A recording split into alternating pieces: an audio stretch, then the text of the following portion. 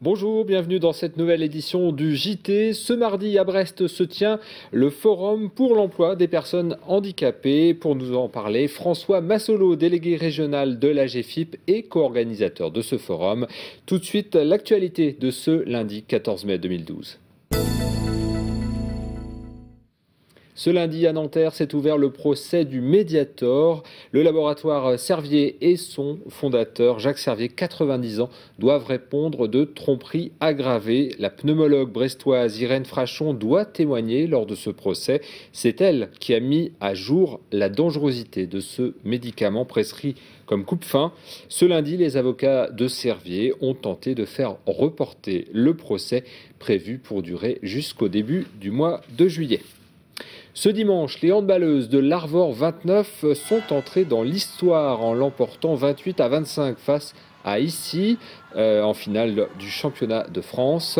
Un titre un peu entaché par le risque de relégation de l'équipe en D2, en cause les difficultés budgétaires du club. Une situation qui n'a pas empêché 200 supporters finistériens de faire le déplacement à Paris pour soutenir leur équipe. Un soutien précieux pour la joueuse Alexandre Lacrabert. C'est énorme, on avait déjà ramené un titre la fin de l'année et je pense que celui-là il est encore plus beau et il y a vraiment un engouement autour de ce club-là. On voit rien que tous les supporters qui se sont déplacés pour nous encourager et ça va nous aider pour les années à venir, c'est vraiment énorme. Retour sur ce titre de championne de France et le risque de relégation dans l'émission Tout le sport, multisport sur TBO. Encore du sport avec en foot la victoire à Brest en foot donc sur Valenciennes. C'est Bruno Grougy qui l'emporte, qui marque l'unique but de la rencontre à la 40e minute sur un coup franc. Une victoire bienvenue à une semaine du dernier match de la saison. Un match décisif pour le maintien du Stade brestois en Ligue 1. Dimanche, les Rouges et Blancs affronteront Évian. Et encore du sport et de la voile avec la victoire de Gilda Morvan et Charlie Darlin sur Cercle Vert dans la Transat AG2R. Le géant des Abers et son coéquipier ont accosté dans le port de Gustavia à Saint-Barth après 22 jours, 8 heures et 55 minutes de traversée. Ils étaient suivis de près par le duo Tabarly-Perron sur Nakara. Et c'était serré pour Jeanne Grégoire et Gérard Viennard sur Banque Populaire. Ils terminent 3e, juste 1 minute 38 exactement devant le 4e. Et toujours du sport, mais au service de la langue bretonne. Samedi, c'était le départ de l'arrêt d'Adeg. 1000 coureurs sont partis de Brest pour se relayer pendant une semaine sur les routes bretonnes. Objectif, récolter des fonds pour la promotion de la langue bretonne. Mathilde Kemener a assisté au départ. Et c'est parti. Samedi 12 mai, Brest accueillait le départ de la course relais pour la langue bretonne. Le témoin est arrivé par la mer au son du Bagat de Brest. Dans une ambiance festive, 1000 coureurs ont commencé à se le transmettre. C'est vrai que Brest n'ayant pas la réputation d'être une ville très bretonnante, pour le moment, on est ravis de voir autant de monde. Il y a une quinzaine de kilomètres sur Brest, parce qu'en fait au départ on a choisi de courir en boucle pour que les enfants puissent courir en sécurité et être récupérés après par leurs parents. Pendant une semaine, de jour comme de nuit, les participants qui ont acheté leurs kilomètres se passent le témoin.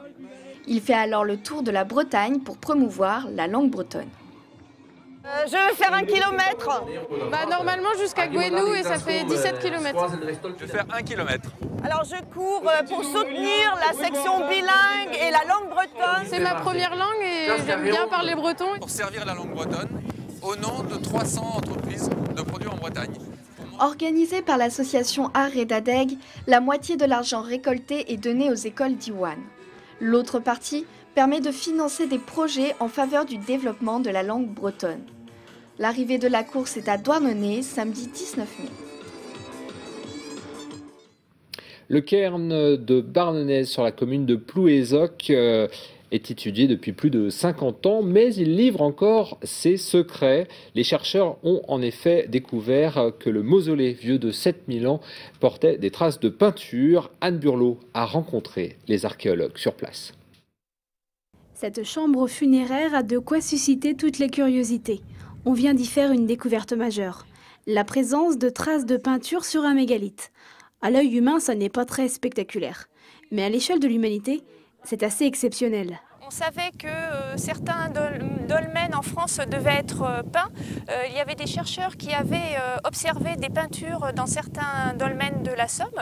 Mais en fait, les peintures ont juste été observées, n'ont jamais été analysées. Et là, c'est la première fois que des peintures sont analysées et donc clairement identifiées dans un dolmen breton. C'est même une première en France et au niveau européen, c'est très rare. Il n'y a qu'en Espagne et au Portugal qu'on a pu identifier jusque-là des pigments sur des gravures. Ces traces de polychromie ont été très bien conservées alors même qu'elles ont plus de 7000 ans. Là, ces traces de peinture en noir et en rouge ont été analysées et ça a donné que les gens ont peinté les chambres avec de l'oxyde de manganèse pour le noir et de l'oxyde de fer pour le rouge.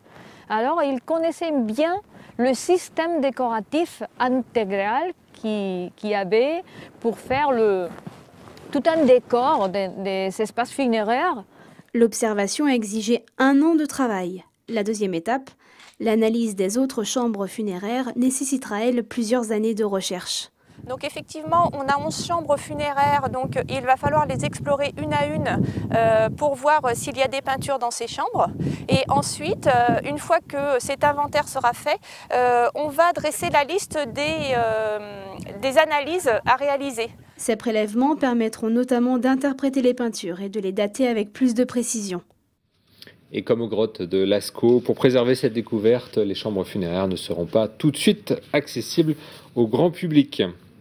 Ce mardi au Quartz à Brest se tient le forum pour l'emploi des personnes handicapées. Avec nous François Massolo, le délégué régional de l'AGFIP et organisateur de ce forum. Bonjour. Bonjour. Alors quel est l'objectif réel de ce forum ? Il est très simple, il est de permettre à des travailleurs handicapés demandeurs d'emploi de rencontrer des entreprises qui sont en mesure de leur offrir des postes de travail. Il y aura combien d'entreprises ? Il y a une 60aine d'entreprises du secteur privé, quelques-unes du secteur public également. Alors c'est la 3e édition, sur les 2 premières éditions, il y a déjà eu des retombées ? Oui, alors on ne suit pas toutes les personnes comme ça à la trace, mais ce qu'on en sait, c'est qu'une personne sur 3 qui rencontre une entreprise a des contacts ensuite avec cette entreprise. Donc on peut penser que c'est assez efficace. Et si on en croit l'affluence des 2 premiers salons, on est aux alentours de 900 visiteurs. Et vous avez cette année choisi les métiers du transport aussi ? Alors on a choisi les métiers du transport et les métiers de la propreté. Les métiers du transport, parce que c'est un des secteurs qui est très demandé par les demandeurs d'emploi à travailleurs handicapés. Et aujourd'hui, dans le secteur du transport, les personnes handicapées ont leur place grâce notamment aux nouvelles technologies. Expliquez-nous un petit. Voilà, effectivement. Alors on peut se dire comme ça, les métiers du transport, c'est pas fait pour les travailleurs handicapés. Eh bien, avec l'expérience et le retour que nous avons aujourd'hui, on peut dire que si, absolument. Voilà un secteur qui s'ouvre aujourd'hui aux travailleurs handicapés, notamment du fait de l'évolution des technologies, l'implantation. Il y a des synthèses vocales, enfin des commandes à la voix maintenant. Voilà. Alors ça vient se rajouter en plus de ce qui existe aujourd'hui quasiment dans tout poids lourd, c'est-à-dire une boîte robotisée qui évite de devoir passer les vitesses avec un débrayage, etc. Et si on rajoute en plus des éléments comme cela, comme une commande vocale, eh bien, on comprend que ça facilite les conditions de pilotage de ces engins. Et donc, on va en faire la démonstration sur un simulateur de conduite. Alors, c'est pas un jouet, c'est un outil de formation. C'est l'outil de formation de la branche qui nous est mis à disposition par l'organisme de formation AFT-IFTIM.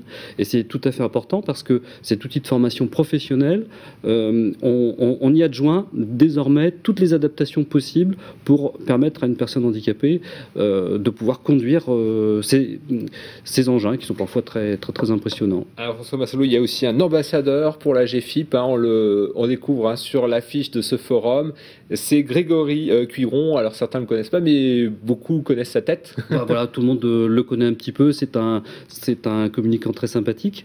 C'est l'ambassadeur de la GFIP. Candidat d'une émission voilà, Top Chef. Absolument, tout à fait. Tout à fait. Il a une particularité, c'est d'avoir pu dépasser sa situation de handicap, et il va venir tester les adaptations du simulateur de conduite.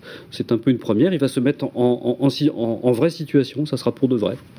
C'est pour montrer aussi qu'on peut tenter, hein, même si on a un handicap. Merci François Massolo d'être venu nous présenter ce forum pour l'emploi des personnes handicapées. C'est au Quartz ce mardi, donc de 9h à 17h. À 17h. Merci beaucoup de nous avoir suivis. On se retrouve demain à 18h15 pour un nouveau point sur l'actualité. Bonne soirée à vous.